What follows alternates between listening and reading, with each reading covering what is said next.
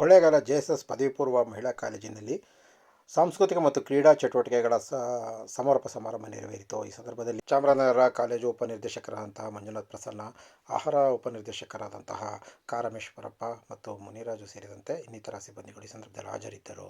ಈ ಸಂದರ್ಭದಲ್ಲಿ ಅನೇಕ ವಿದ್ಯಾರ್ಥಿಗಳಿಗೆ ಈ ಸಂದರ್ಭದಲ್ಲಿ ಸನ್ಮಾನ ಮಾಡಲಾಯಿತು. ಪ್ರಾಂಶುಪಾಲ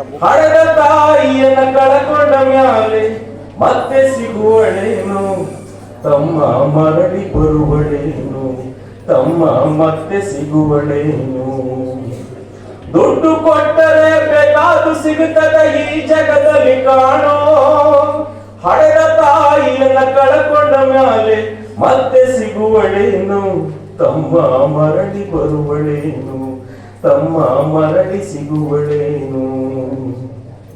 9 ತಿಂಗಳು ಸಂಕಟ ನೀಡಿ ಹೊಟ್ಯಾಗ ಬೆಳೆದಲ್ಲೂ, ಹುಟ್ಟಿ ಬರುವ ಮುನ್ನ ಜೀವಕ್ಕೆ ಎಷ್ಟು ಕಷ್ಟ ಕೊಟ್ಟೆಯಲ್ಲೂ.